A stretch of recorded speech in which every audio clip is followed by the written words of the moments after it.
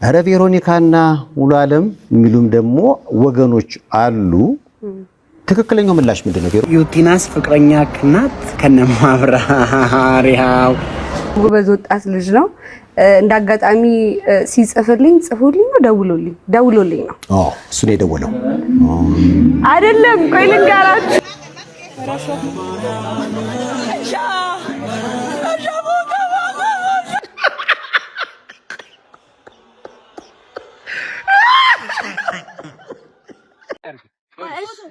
ጭራውን ካፍ እንዳፈርሽ መነቃነቅ ህይወት አለ ይነቃል እንደዚህ ሊል ይችላል። ጋይስ አሁን እንግዲህ ኢቨንት ውስጥ ነው ያለነው። ተመልከቱ። ይሄንን ነገር ማድረግ አለብን ግን እግዚአብሔር ይፈቀደው ሰዓት። ሰላም ጤና ይስጥልኝ ጋይስ፣ እንደምን ዋላችሁ? እኔ እግዚአብሔር ይመስገን። እንግዲህ አዲስ ከሆናችሁ ሰብስክራይብ እንዲሁም ላይክ በማድረግ ይህንን ቪዲዮ እንድትጀምሩ በትህትና እጠይቃችኋለሁ። እንግዲህ እንደተለመደው አዳዲስና ወቅታዊ የሆኑትን ቪዲዮዎች ይዤ መጥቻለሁ። አብረን ሆነን እንግዲህ እናየዋለን። እስከ መጨረሻ አብራችሁኝ እንድትቆዩ በትህትና እጠይቃለሁ ማለት ነው። እንግዲህ በመጀመሪያ ቪዲዮ ልጀምርና እንቀጥላለን። ጭራውን ካፍ እንዳፈርሽ መነቃነቅ ህይወት አለ ይነቃል እንደዚህ ሊል ይችላል።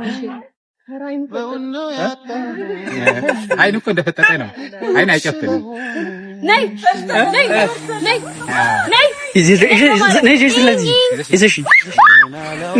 ይዘሽ አይ ምንም አይደለም።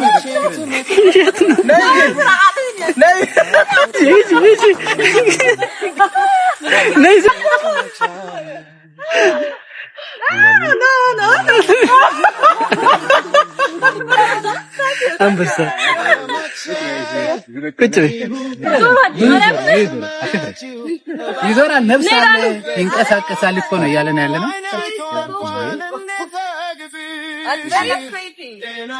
አሁን ኢሳቶን ሽኮ ናዮ አንደኛ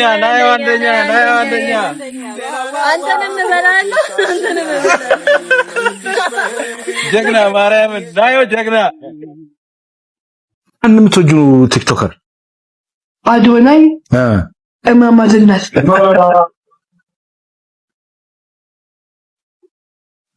አባትሽን ተወጃጅ ማንስ ማለት አባዱላ ምን አይነት አባት ናቸው? ንገሪኝ።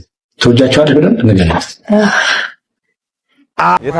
የት አባት መተናል። what's going on man? እንግባ። አብረን እንግባ። ምን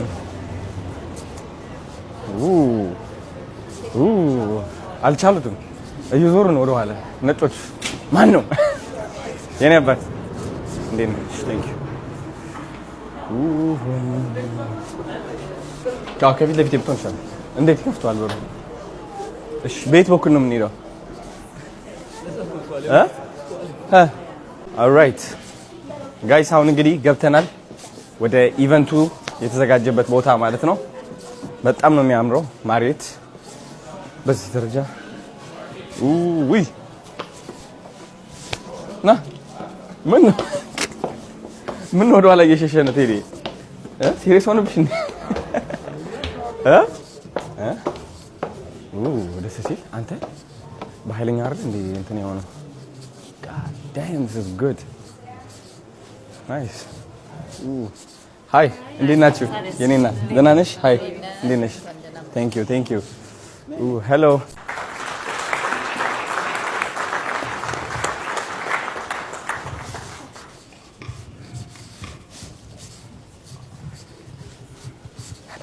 Hi.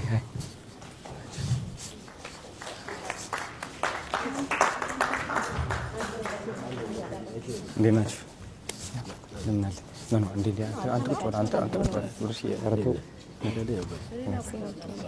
ወንበር ጨምሪ። አንድ ወንበር ጨምሪ።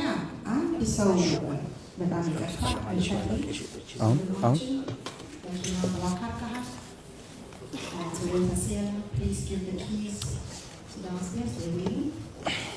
ሁለተኛ እንደማሳሰቢያ ነው there should be no photos and no videos being recorded here ቪዲዮ ምናምን የለም ዛሬ እሱን በትህትናና በአክብሮት እጠይቃለሁ። ከኖርዝ አሜሪካ ማያችን ሰምተናል፣ እቅዱን ሰምተናል፣ ለምን እዚህ እንዳለን ሰምተናል። አሁን ደግሞ ከአቶ ብርሃን እንሰማለን። ከዛ በፊት ጋይስ አሁን እንግዲህ ኢቨንት ውስጥ ነው ያለነው። ተመልከቱ። ይሄንን ነገር ማድረግ አለብን፣ ግን እግዚአብሔር የፈቀደው ስራ እኔ እንኳን ከዶክተር መምህራችን ዘበነን አቋርጬ መናገር አልፈልግም። ሆነ ግን ብዙ መናገር መቼም አሁን ጊዜው ስለሆነ ዝም ብዬ ለአሁኑ ያው 5 ልጆችን ለማሳከም አለባለ ሌላ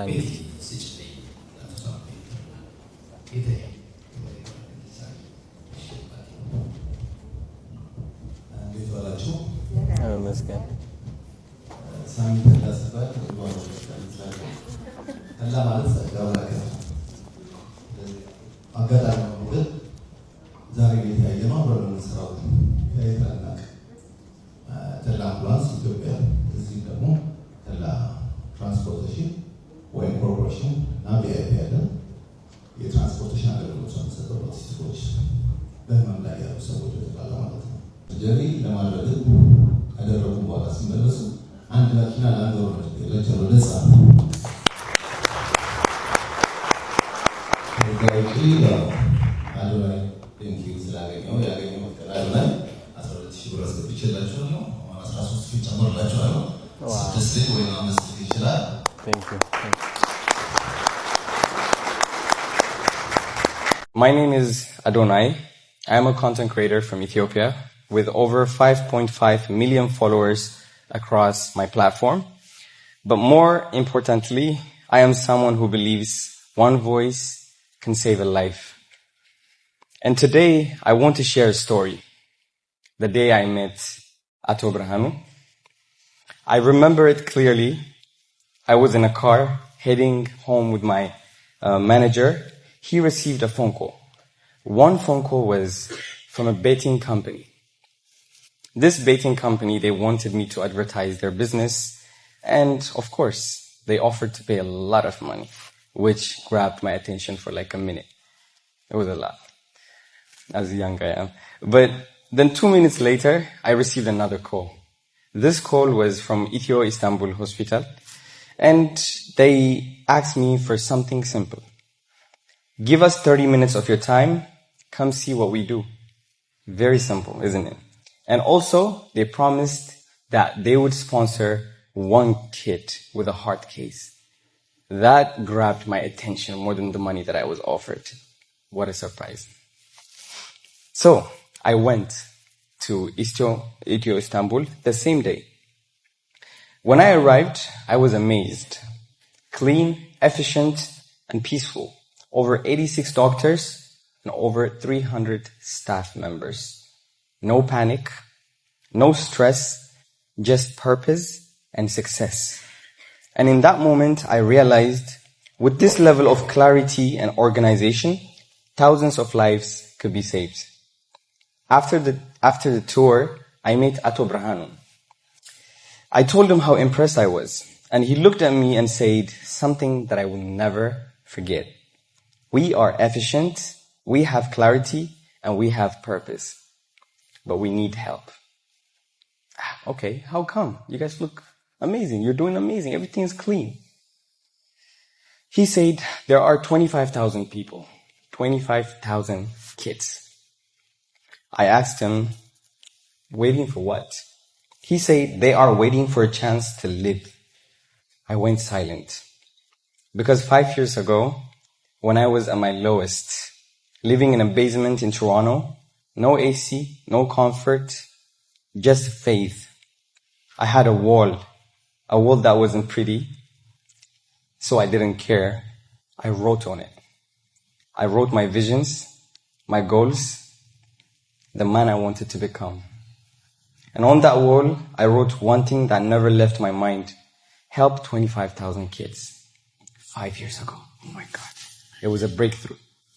In a matter of a second. I want to help 25,000 kids. God was showing me this vision 5 years ago. I mean, I didn't have no money, less than $10 in my bank account.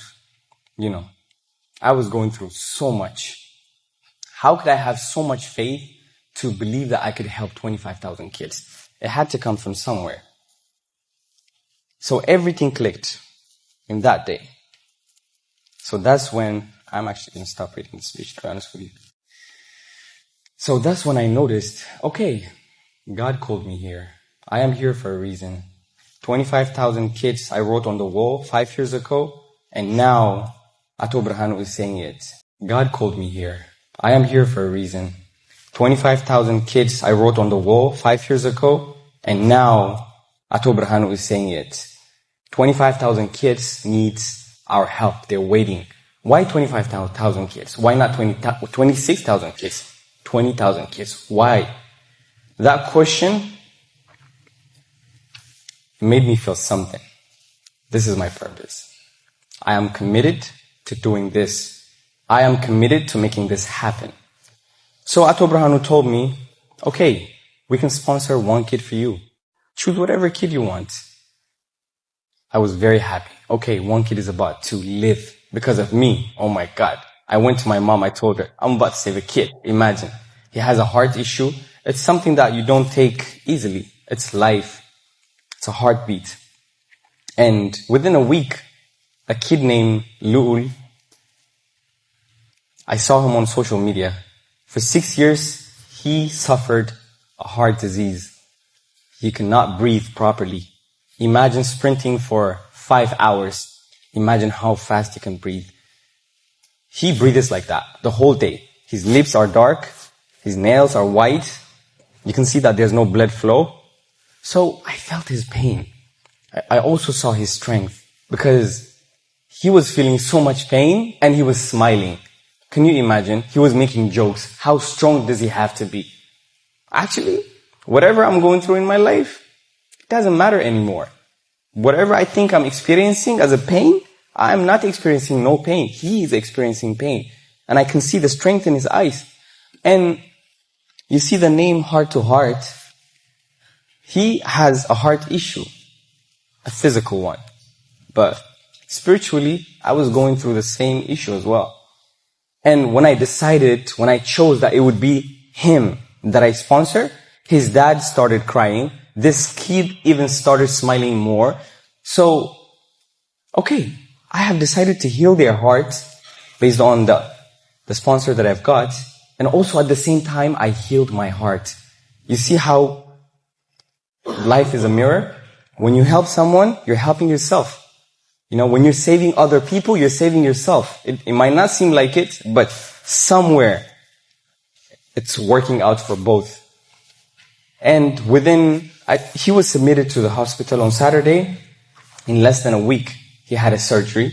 In less than a week, he felt better. In less than a week, he can breathe. In less than a week, he gave me a hug. Oh my God, what a beautiful feeling. I am going to do this. I am going to help those 25,000 people. You know, when we say 25,000 people, it looks like a number, like a math. Imagine what America, Iran, and Israel is going through. If you live in Ethiopia and you hear a missile just dropped on one of those countries, you might be like, oh my God. But you're not going to feel the pain because you haven't heard the sounds, the cries, you know. It's literally the same thing with those 25,000 people. When you hear the number, it's like you're safe, you know. Oh, you care about them, you're kind, but you also have a lot of things to worry about.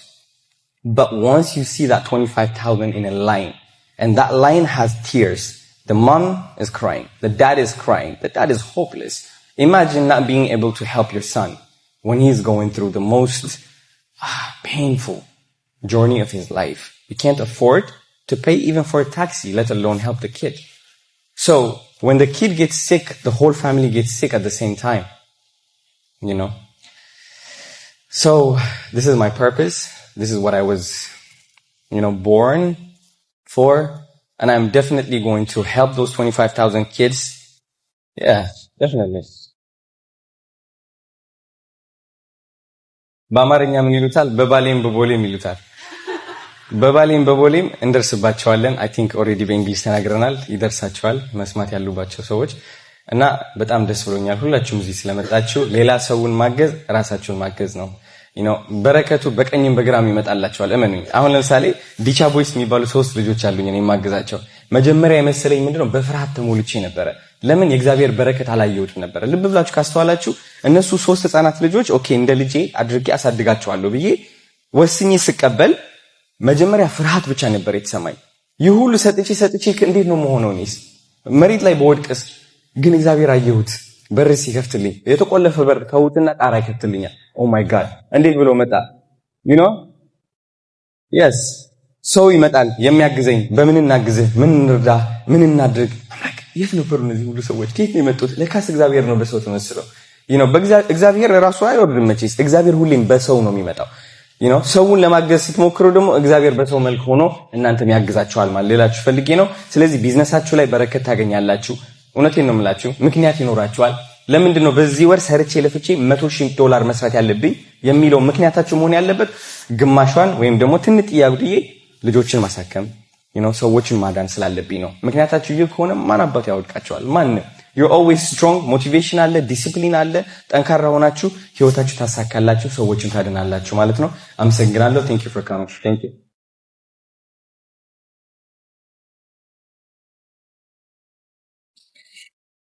yes. hey what amen. thank you. Mike ካርተቀጥሎ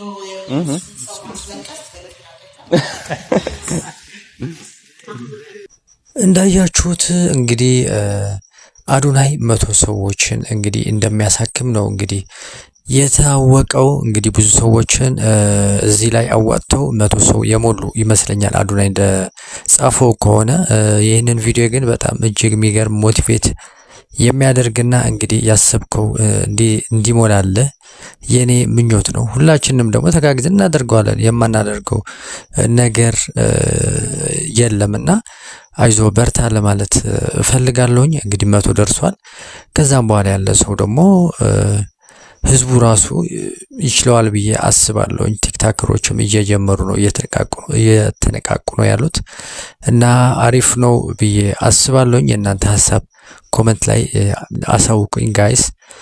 እና ወደ ቀጣይ ቪዲዮ አሻግራችኋለሁኝ።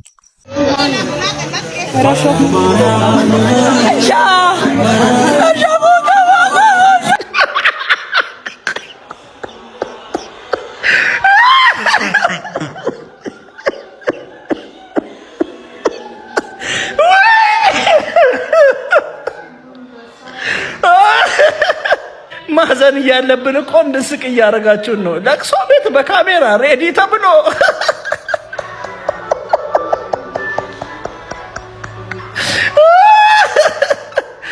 እንግዲህ አጣጣም ከሆነ እኔ ዝቅ ያለው። በነገራችን ላይ አንዳንዴ ሶሻል ሚዲያ ያስፈራል። እንደዚህ ነገሮችን ስታይ እንግዲህ አንዳንዴ እንደ ቢዝነስ ነው የሚጠቀሙት ሰዎች እና አንዳንዴ ስጋት አለው በነገራችን ላይ እና በጣም ያሳቀኝ ቪዲዮ ነው ይሄንን ይዤላችሁ የመጣሁት። እንግዲህ ማዘን ነው የሚገባን የነበረው ነገር ግን ምንም ማድረግ አይቻልም። እንግዲህ ባለቤቶቹ ራሳቸው እየቀለዱበት አይደል? እንግዲህ ምንም ማድረግ አይቻልም። በጣም ዛሬ መነጋገሪያ ነበር ይሄንን ቪዲዮ እና ምን ተሰማችሁ ጋይስ? ሐሳብ ካላችሁ ስጡ መስጠት ይችላልላችሁ። እሺ ብሩኬ አይ ቲንክ ዲስ ዋን ኢዝ አ ቢት እንትን ሲሪየስ ነው። እሺ ለምንድነው ሙሴ ሲታሰር ያልዘገብከው ይላል።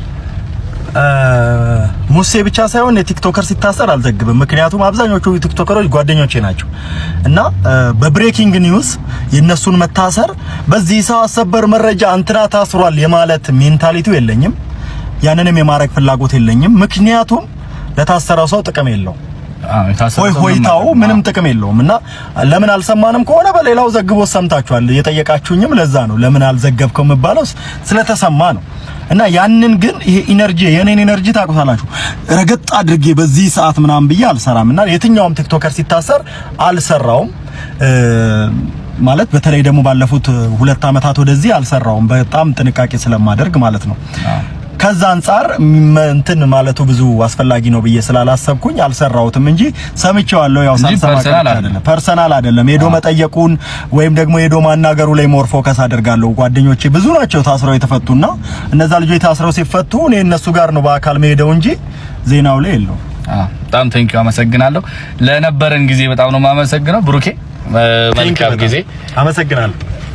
እሺ የሚቀጥለው ጥያቄያችን ወንድሜ ራቼ ይሄ በጉጉት ሲጠበቅ የነበረ ጥያቄ ነው። እስቲ የሚቀጥለው ጥያቄ ዩቲናስ ፍቅረኛ ናት ከነማብራሪያው?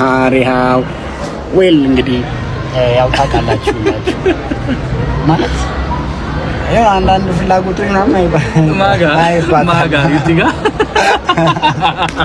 ለማንኛውም ዩቲ ኢዝ ማይ እንደ ዩቲ ለኔ እንደምን መሰለች እንደ እህቴ ጓደኛ። ለምሳሌ እህቴ ቤት እንዳሌለች አውቃ እህቴን ፍለጋ ቤት እንደምትመጣ እንደ እህቴ ጓደኛ። የሚገርም ምን ማለት ነው? ትፈልገኛለች ነው እንደ ተረጎማችሁ ተርጉሙት። ራቼ ዛሬም እንግዲህ በገደምዳሜ አልፎታል። መልስ አልሰጠበትም ማለት ይቻላል። እንግዲህ ምናልባት ግን አሁንም ገና መልስ ሊኖር ይችላል። ስለዚህ የእናንተ ሀሳብ እዚህ ላይ ማስቀመጥ ትችላላችሁ። የብሩኬ ወይም ብሩክ ኒውስ እንግዲህ የተናገረው መልእክት እንደ መልእክት ነው። በነገራችን ላይ እኔ የታየኝ አንዳንዴ እንደዚህ እሱ ለቢዝነስ አልጠቀምም ነው ያለው። ወዳጆቼ ወይም እንደዚህ ቲክታከሮች ሲሆኑ አልዘግብም ነው ያለው። ይሄ ትልቅ አክብሮት ይመስለኛል ለሰዎች ማለት ነው። ግን ደግሞ በዚህ አጋጣሚ ማለት የምፈልገው ነገር ምንድነው ብዙዎቻችን እንግዲህ ብሩክ ወይም ሙሴ አንዳንድ ቪዲዮዎችን ሳያስተላልፉ ሲቀሩ ትንሽ ቅር እንሰኛለን። ነገር ግን በበጎ ጎኑ ማየት ጥሩ ነው ለማለት እፈልጋለሁ። እንደተናገረው ብሩኬ ማለት ነውና አሪፍ አተያይ ነው ያሳየከን ወዳጄ ብሩኬ። እና ወደ ቀጣይ ላሻግራችሁ ቪዲዮ ማለት ነው። ጄኔራል ኑሪድ ጠይቃችኋለሁ ትመልሳላችሁ። እሺ የመጀመሪያው ጥያቄ ቀዩ ፕላኔት በመባል ምታው ማርስ ገና ትጨርስ እንጂ ምንድነው ካወኩትስ እናንተ ልጠብቅ እንዴ? እሺ በአለማችን ላይ ስንት አህጉራት አሉ? 7 ወይኔ አህጉራት። እሺ ሶስተኛው ጥያቄ በአለማችን ላይ ትልቁ ውቅያኖስ በመባል የሚታወቀው ማን ነው? ፓሲፊክ አንታርክቲክ ፓሲፊክ እስቲ የረሂ እሺ እኔ ነኝ አይደል የመለስኩት? እስቲ ህይወትን የሚጠቅመህ ከሆነ ይሄ ዛሬ እሺ አራተኛ ጥያቄ በምድር ላይ ፈጣኑ እንስሳ ምንድን ነው? ያ ሁለተኛው ስፒድ ለነበር። እሺ አምስተኛ ለሰው ልጆች ለመተንፈስ የሚያስፈልጋቸው አፍንጫ ሳምባ ሳምባ እስቲ አልጨረሳት እንደዚህ ተብላችሁ ለሰው ልጅ ለመተንፈስ የሚያስፈልጋቸው ምንድን ነው? አየር ነው። አየር ነው ነብያለሁ። አየር አይደለም አየር ብዙ ነገር አለ። ካርቦን ዳይኦክሳይድ፣ ናይትሮጅን አለ። አንተ ምን ትክክለኛ ስሙ ስለተናገረ አይደለም። ትክክለኛ አሁንም አንተ ነሽ አየር አይፈልግም መሰጠው እና መስበው ካርቦን ዳይኦክሳይድ በቃ እሺ በአለማችን ላይ ከፍተኛ የህዝብ ቁጥር ያላት ሀገር ማን ናት? ቻይና። ህንድ ሀገር ነው። ሀገር ቻይና አይደለችም። ኢንዲያ። ህንድ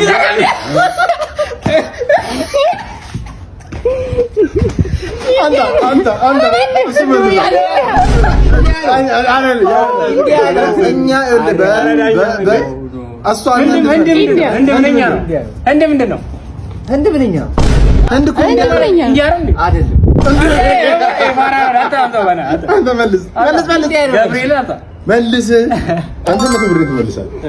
በቀስተ ደመና ውስጥ ስንት ቀለማት አሉ? 7 አማኒ። እሺ የመጀመሪያ ስለሆነ እሺ መብረር የማትችለው ወፍ ማን ናት? ዶሮ። ፔንግዊን። መብረር የማትችለው ወፍ ዶሮ ነበር ጫጩት አይደለችም የዶፍ ነው ኦስትሪች yes እሺ ዶሮ ትበራለች የተወሰነ ትሄዳለች ዶሮ እሺ ትንሿ አህጉር ማናት አውስትራሊያ በምድር ላይ ጠንካራ የሆነው የተፈጥሮ ቁስ ማን ነው ዳይመንድ ድንጋይ ፋክ ዛሬ ሰኪዩር ሮሚዮ እና ጁሊየትን የጻፈው ማን ነው ሼክስፒር ዊሊያም ሼክስፒር yes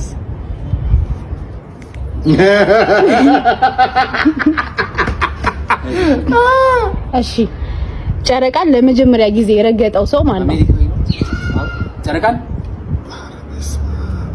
ዊሊያም ምናምን የሆነ ፈተና ላይ ራሱ ወድቅ ያሉ በዚህ ሰውዬ ምክንያት ዩሪ ጋጋሪ አረ አንቺ እንዴ ጋጋሪ ይወደዋል እስቲ አሜሪካዊ ነው አይደል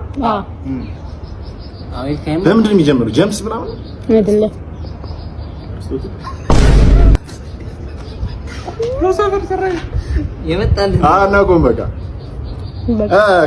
ፋሚሊ መልሰው እሺ በቃ ጨርሰናል ናይስ እችላለሁ እኔ እችላለሁ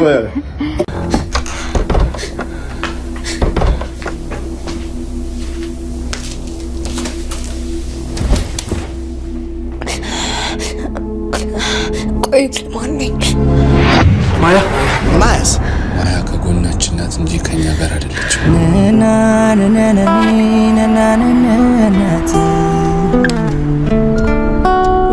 ማን ነው ፍቅረኛዋ አላውቀውም ማያ የት ነሽ ማያ ከገጸ ባህሪ ውጭና ወደ ማያነትሽ ተመለሽ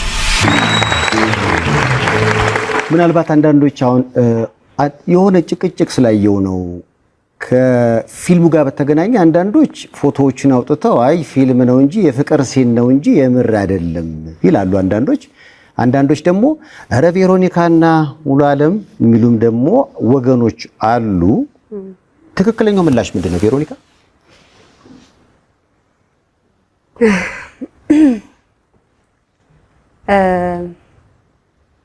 እንዴት መመለስ እንዳለብኝ አላውቅም ግን በተዘዋዋሪ እንዳልመልስብህ መናገር የምፈልገው ልናገር ከዚህ በፊት እኔ በጣም በእምነቴ ሴንሲቲቭ ነኝ በሃይማኖቴ በኦርቶዶክስ ማለት ነው እግዚአብሔር ሲፈቅድ ደግሞ ይሄን ሙያ እግዚአብሔር እንደሚያስተወኝ አውቃለሁ ንቄው አይደለም በጣም የማከብረው ሙያ ነው ቤተሰቤን ማስተዳደርበት አሁን ደግሞ ከቤተሰብ አልፌ ሌሎችም ሰዎች ማስተዳደርበት ሙያዬ ነው በጣም ነው የማከብረው እግዚአብሔር ፈቅዶ ደግሞ ብሎ ከዚህ ሙያ ወጥቼ ደግሞ የሱ አገልጋይ መሆን ምኞቴ ነው ይሄን ያክል በእግዚአብሔር የምተማመን ሴት ነኝ ሰው ሲመጣ በሚሰማ ስሜት የለም እና አንዴ እንደውም በጣም አልቅሻለሁ በርዘግቼና እኔ እንዳታስለቅሱኝ እኔ ማልቀስ አልፈልግም ዛሬ አታለቅሽ በሞት በስማም አታለቅስም እንዳታለቅሳለሁ ሰው የጉዳኝ እያየው አልፋለውና እኔ እኮ በተቃራኒው ማድረግ የምችለው ነገር ነው ክፋትና ምቀኝነት በጣም ሲምፕል ነው ተራ ነገር ነው ግን በቃ እኔ እግዚአብሔርን ፈሪ ነኝ ልቤም አለ ምናምን አልፌዋለሁ this much እንዲህ ማልፋቸው ነገሮች እየጎዱኝ መጡ በጣም እና ይሄኛው ላይ ምናልባት ለኔም ብቻ ሳይሆኑ አርቲስቶች በሌላም ዘርፍ ያሉ ዝና ውስጥ ያሉ ስማቸው ያለ አግባብ የሚጠፋ ያለ አግባብ ስማቸው የሚነሳ ባሏሉበት የሚያሱሉ ሰዎች እኔ ትልቅ ትምህርት ማስቀመጥ ፈልጋለሁና ኦሬዲ ክስ መስርቻለሁ ጉዳዩ ህግ ይዞታል በጭራሽ አሁን ከኮንሰርቲም ከምንም በላይ የሚበልጥብኝ ይሄ ጉዳይ ነው ህግ ደግሞ መከበር አለበት ከህግ ሁላችንም ከህግ በታች ነን እኔ እንዲህ ነው አልልህም ቃል ምገባላችሁ ግን እውነታውን ይዤ ከፍርዱ ጋር እዚህ ወንበር ላይ እንደምናገር ቃል ገባላችኋለሁ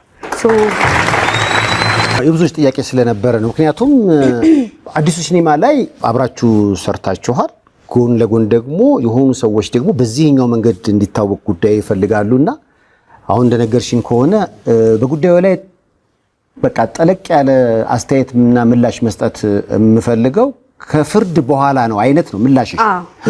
በብዙ አንተ ራሱ ብዙ ጊዜ ይቻላል ልድረኝ ትፈልጋለህ። አሁን ለምሳሌ አንዱ ማን ነው? ሮቤል ሚደቅሳ። ቆይ ሮቤል ሚደቅሳን የምትሉ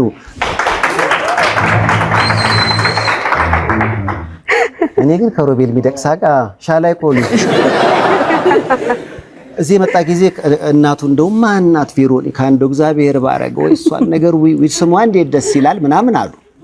እኔም መረ ስሟ ብቻ ሳይሆን እንዴት ጥሩ ልብ አላት መሰሉ ምናምን ስም እንደው ሰይፉ ፈጠናሽ የልጄ ልጅ ማየት እፈልጋለሁ ምናምን አሉ። ከሮቤል ጋር ከዛ አልበም በኋላ ትደዋወላላችሁ? ሻላይ ቆሉ ለሊት ሻላይ ቆሉ ጎበዝ ወጣት ልጅ ነው። እንዳጋጣሚ ሲጽፍልኝ ጽፎልኝ ነው ደውሎልኝ ነው። እሱ ነው የደወለው አይደለም። ቆይ ልንገራችሁ እማቤቴን፣ ቆይ ልንገራችሁ ለሌላ አይደለም ማርያምን ደወለ።